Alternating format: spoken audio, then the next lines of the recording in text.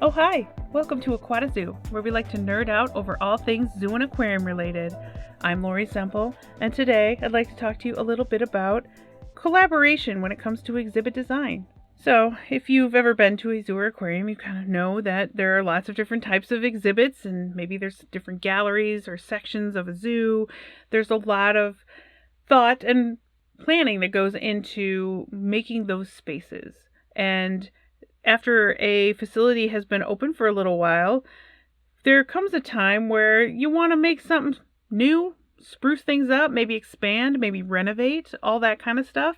And that's what we're talking about here. That whole process and how it works and how it is a challenge to keep everyone together.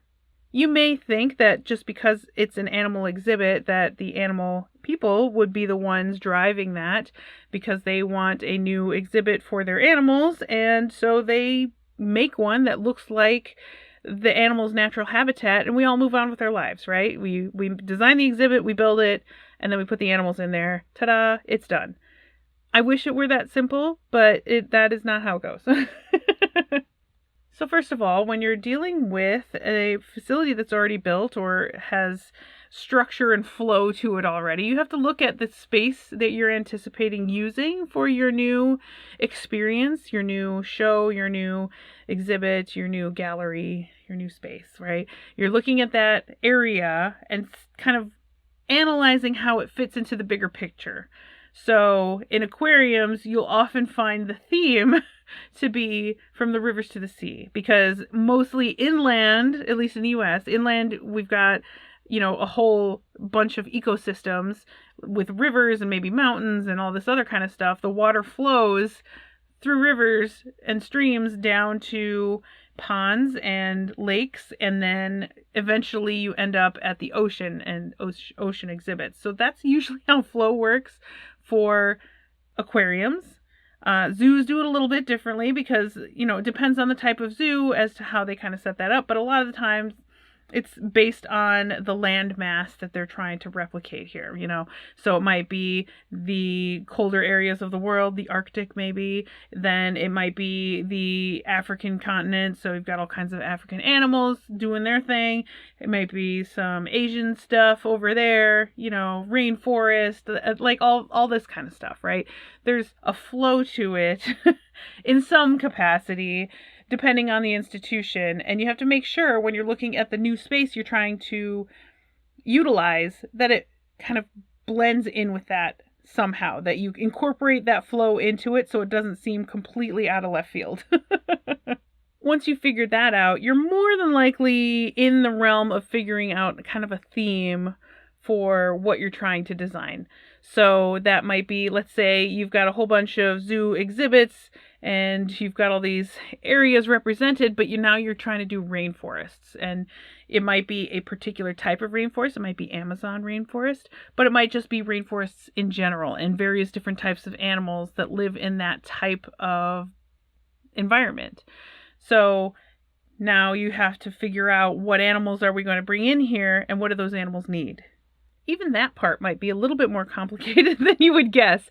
We have to decide when we're trying to figure out new exhibits what animals we're going to bring in. That doesn't mean that we can be like, okay, I'm going to bring in the most endangered species in here. You actually have to look at it from a supply standpoint and be like, okay, how are we going to get this animal?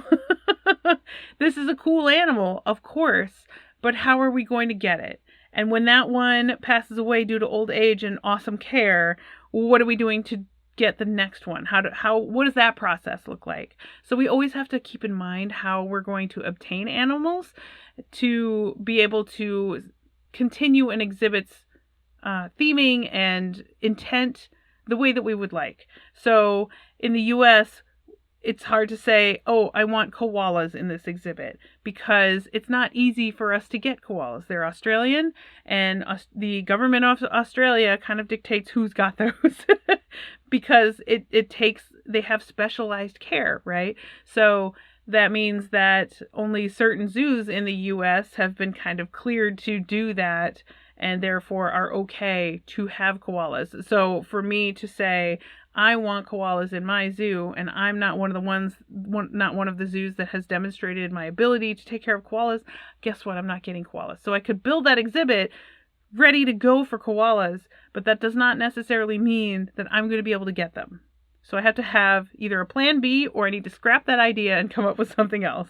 So you're not just talking about the animals that you have right now. You're talking about the animals over the lifespan of that exhibit. So that's a challenge sometimes when we have an animal, say, that's confiscated, that was given to us, or that is a rehab animal, and we love that animal and it lives a great life in our exhibit that we designed for it. Say we've got a bald eagle. So there's this bald eagle, it's a rehab animal, it lives out its life in that exhibit, everything's great. That animal passes away due to old age, and now what? Do we just get another bald eagle? It's very possible, at least in the US, there's probably another bald eagle somewhere that needs a good home, right? That's a fairly safe bet. But, 20 years from now, maybe the bald eagle is endangered. And so you want to design the space for particular animals, but you also want to keep in mind that you want to have a plan B or a plan C in case you cannot get those animals anymore. So maybe instead of a bald eagle exhibit, it's now going to be a red-tailed hawk or something like that. So it's another bird of prey, which is also very cool, but it might not be the same type, and you want to make sure that you've got it designed so that it could theoretically hold and contain and allow to thrive these various different types of animals, not just that animal that you already have on your hands, that one's plan A, but also the ones that are plan B and plan C.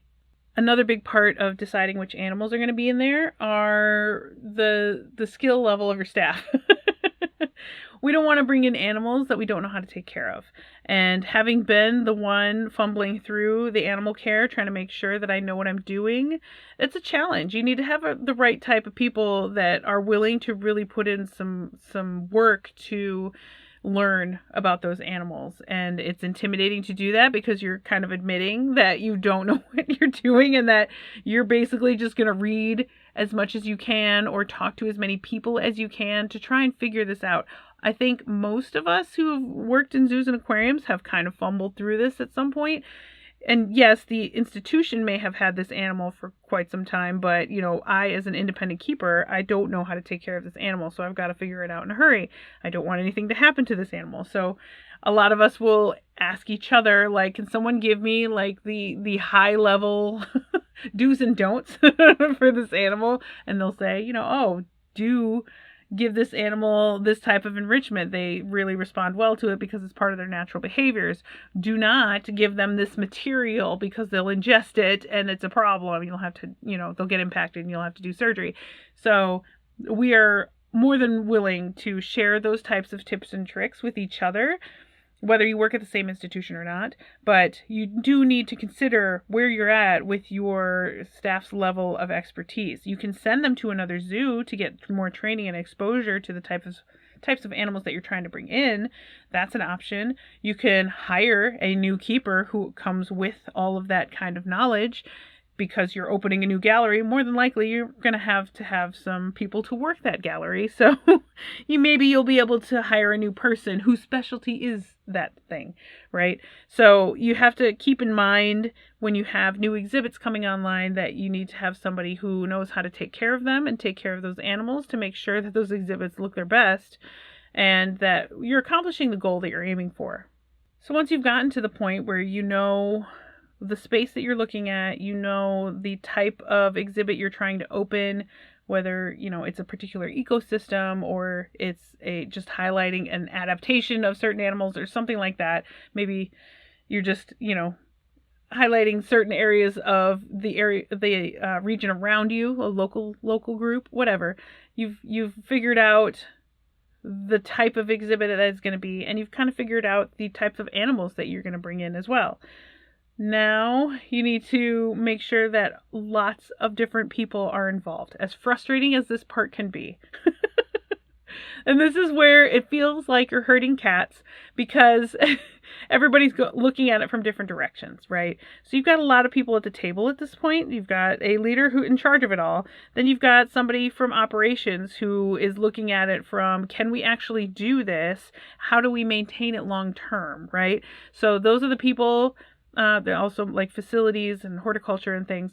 These are the people who are looking at it and trying to see it from a logical standpoint and how this is going to work in practice. Like, everything always looks great on paper. And it seems like it's going to be a shoo-in to, win best exhibit ever. It's a great idea. It looks really pretty. It's the best thing for the animals. But is it going to be something you can maintain? Like, there are some, especially if you're going to do an indoor exhibit, there are some animals that need their own HVAC system, right? They need their own air handling mechanisms, right? So, like, I'll just throw out penguins as an example. They need to have very specific air handling situations going on with an enclosure that has penguins, unless they're going to be, kind of outside. And so if you're doing an indoor penguin exhibit, you need to make sure that your HVAC system is top of the line, because they can get sick if they have some contaminants in their air. And so now you need to make sure that your facilities operations team is like on it because they've got to maintain that thing. And so they want to make sure that it meets their expectations as far as what they can handle in maintaining. And it needs to also meet the expectations of what we need for the animals and their health. And so you need to have all these people there, the people that are taking care of the animals, the people that are taking care of the exhibits, the people that are taking care of the mechanical stuff that is a part of that. You need to also bring in your educators and your guest experience team, because they need to figure out how the guests are going to experience this exhibit. Because you can make a beautiful exhibit that functions well, but if the guests don't see it or they can't really see any animals, it's not going to be that exciting, right? So we try to also keep the guest's experience in mind when designing exhibits. If you can have guests looking at a window at the animals doing their thing on the inside, that's pretty cool. But if you can make like a crawl through to a pop-up window where people feel like they're inside the exhibit, because they kind of are. They can just pop their head into a little dome-shaped maybe window that's inside the exhibit, but so they can get a very close look at those animals and not necessarily bother them. Like, that is a really cool experience, and that it really heightens the guest experience. If there's an interactive thing next to the exhibit to highlight some of those natural behaviors, they're going to learn a lot more about those behaviors and why the animal does them and how it works, because they've actually, tried hopping from lily pad to lily pad like a frog, And so those guest experience people are very important to kind of drive the point home with the guests that are paying to get into your facility. They're buying their ticket, they're experiencing what you have to experience, and they'll come away with it hopefully learning something. If you do it right? So that's why those people need to be there, and they also need to, make sure that it makes sense from a messaging standpoint, and make sure that it falls in line with the mission of the institution and what you're trying to do, and that you're actually accomplishing your mission with this new exhibit. Your development team or philanthropy team is also involved, because they're trying to figure out, this is for nonprofits specifically, they're trying to figure out how to get the money for the project to go. They're trying to figure out, how much money do we need? And what are the thresholds? If we can raise even more, what could we do better? Like, what are we going to upgrade? So you usually have those ideas going on as you're designing the exhibit. If we can get, $1 million, it's going to look like this. If we can get $2 million, it's going to look like that, because we're going to upgrade this stuff. If we can get $3 million, we'll do this and, the exhibit next to it. Like, we'll do both, right? So if your philanthropy or development team is involved, they'll be able to help figure out how much money to aim for and how much money to get. It gives them a good idea of how the project's going to work, so they can pitch it to potential donors. And they can, get an idea for what types of exhibits are going to be there, how that's going to work, so that they can specifically aim for donors that would be interested in that sort of thing. Because if you've already got a donor that is really super interested in turtles, then you'll be able to go to them directly, knowing that they love turtles, and pitch them on this new turtle exhibit that we're building, right? So that's how they help you out. You should also even have like your custodians in there or at least somebody to represent them, because they've got to maintain this, right? They've got to make if you're going to use a particular type of flooring, you need to make sure that it's something that can be regularly cleaned, that it can, handle the type of abuse that it's going to get from lots of different visitors, and they're spilling stuff and they're making a mess, and you want to make sure that those materials that you're using are durable, that can be cleaned in a normal way, that doesn't require special cleaners or, just cause them an excess of problems while they're trying to maintain that space for the guests. And same for the animal care side, on the other end of that viewing window. They've got to be able to maintain the inside of the exhibit and make sure that the plants look good. They're working with the horticulture team to make sure everything looks good. They got to make sure that everything can be sanitized, that it can be cleaned properly, that, there's drains enough so that when you do clean, the water has somewhere to go, so it's just not just sitting there. All of this stuff has to happen together. And you want your admissions team in there, because they've got to kind of hype up the guests and get them ready, answer their questions before they go see the new exhibit. So the end result is you've got a lot of people in the room when this is going on. Oh, and I didn't even mention the architect. In the end, you've probably got an engineer or an architect or something, that's someone that's involved, that is designing it from a purely aesthetic view. Like, yes, they also are looking at it from the guest experience. Wouldn't it look cool if we did this? Wouldn't it be neat if it had this, cool lighting and all this other kind of stuff, right? I will tell you right now, having worked with a lot of different renovations and expansions and things, the architect, love them. They're great. They do beautiful work.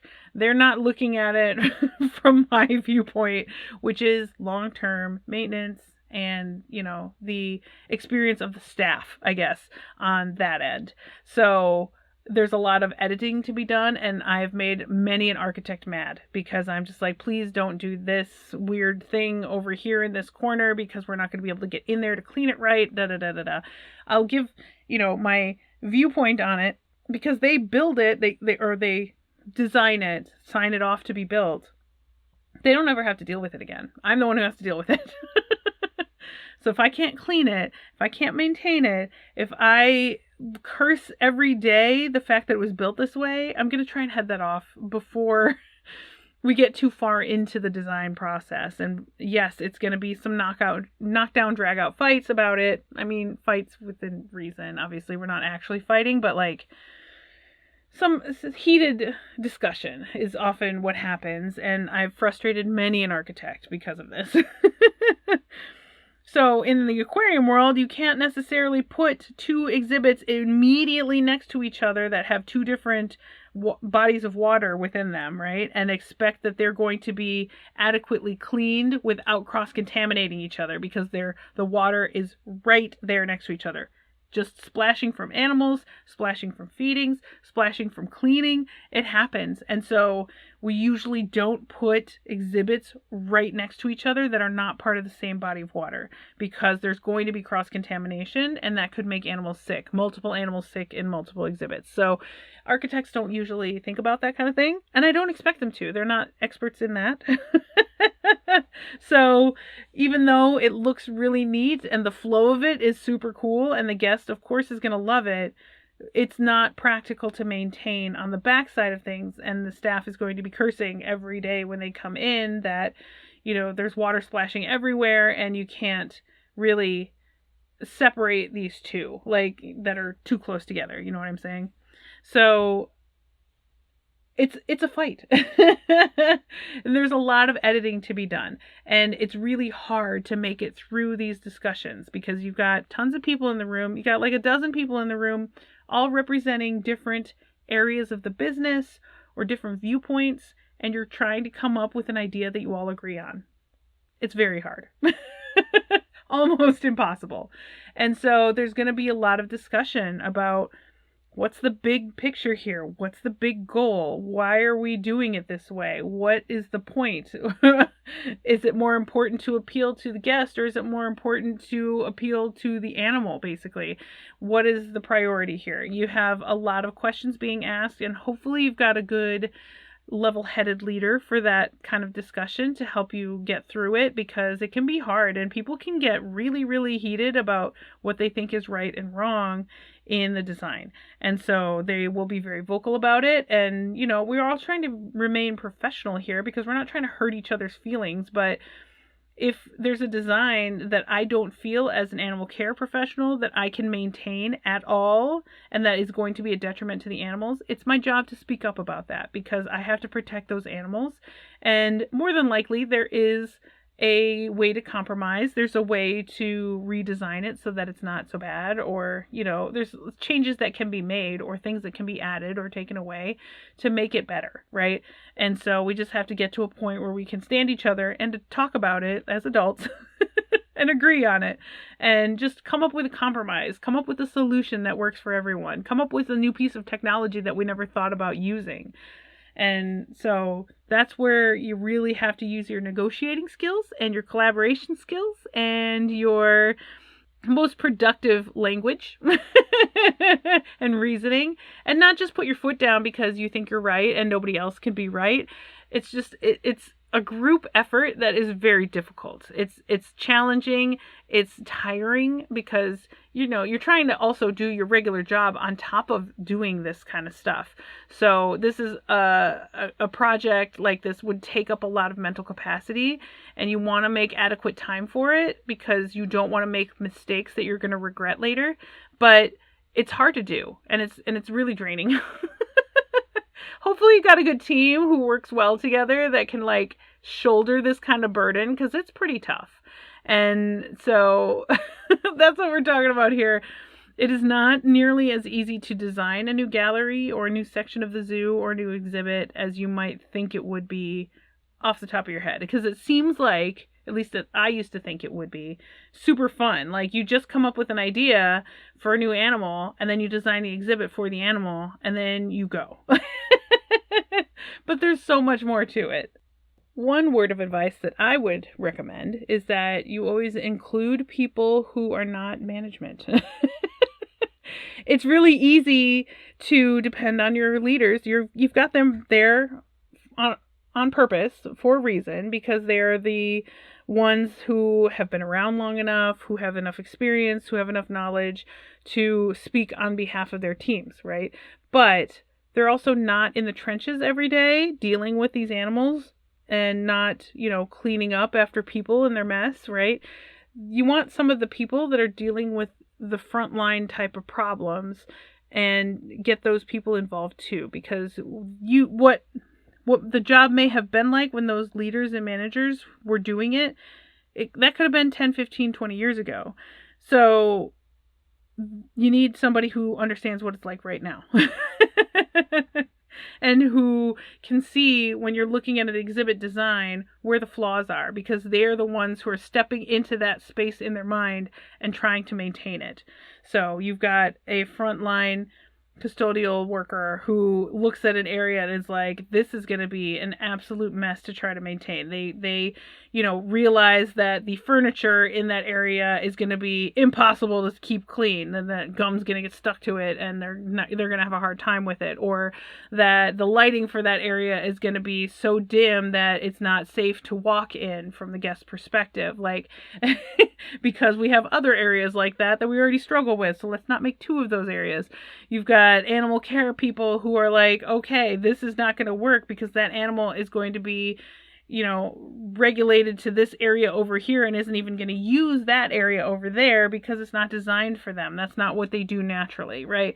So all these people are going to be giving you viewpoints from their experience that in that job doing the maintenance part, whether it's inside the exhibit or outside the exhibit or dealing with guests or what have you. They're going to share their current version of their struggles and compare it to what you have on paper here in your design. And it's really important to listen to those people because they are right.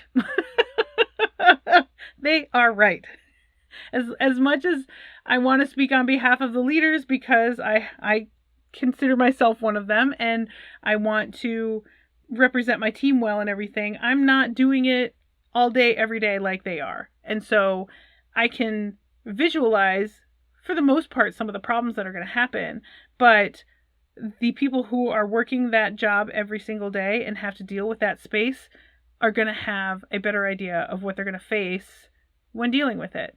And also, let's just be fair. It's good experience for them to be able to learn how to read blueprints and look at designs and understand what all that means and visualize it and give your opinion on it. Like, that takes some skill. And so being able to introduce them to that is part of being a leader in a zoo or aquarium.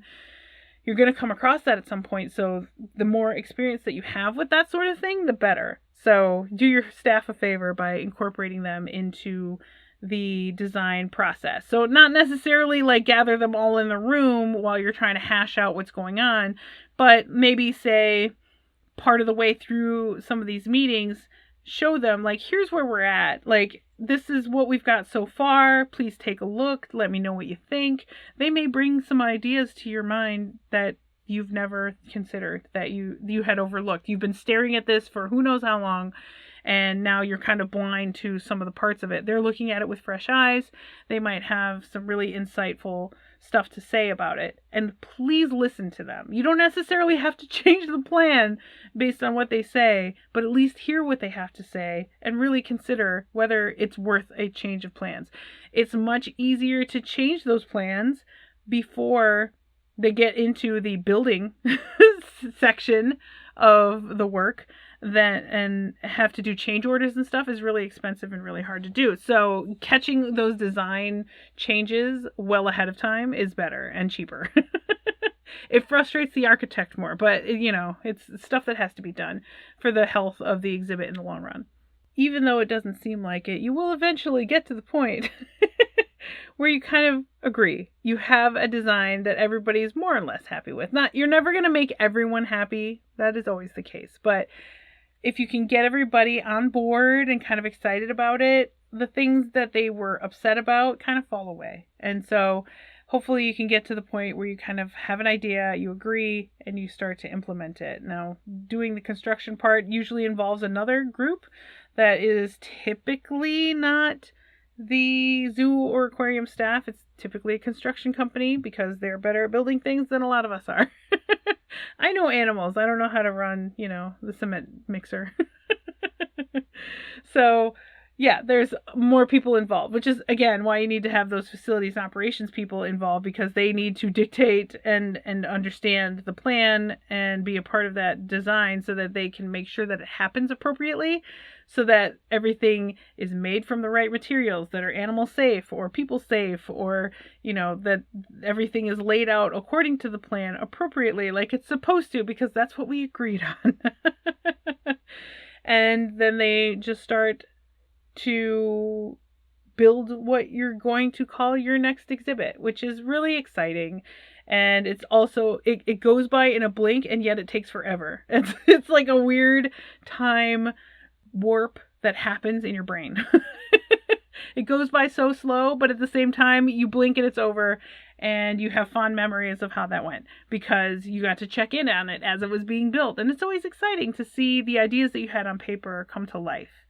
And eventually you'll end up with an exhibit that hopefully is something that meets the needs of everybody that was involved. So it's good for the animals, it's good for the staff, it's good for the guests, it's good for the institution. That's the end goal, because we want to be exciting and new and have fun, cool things, and for people to learn about animals and to see the animals living their best lives, right? That's kind of the goal, so that we can help the animals in our facility and the animals outside our facilities.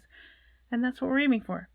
Okay, I'm done blathering about that. If you have any questions about that or any other zoo or aquarium things or leadership and management stuff, you can write it up in an email and send it to me at aquatazoo@gmail.com. If you're enjoying the show, and I hope that you do, don't forget you can follow or subscribe on your podcast player of choice. That way you'll get all of that sweet, sweet content as soon as it releases. If you'd like to support the podcast directly, you can find me at patreon.com/aquatazoo. And if you're looking to take a vacation and you don't know where to start, I can help you with that. Does not cost you anything extra. I happen to be a personal vacation advisor with Magical Vacation Planner, and I would love to help you out. The links are in the show notes. Okay. Thanks for listening. I heart your faces. Okay, bye.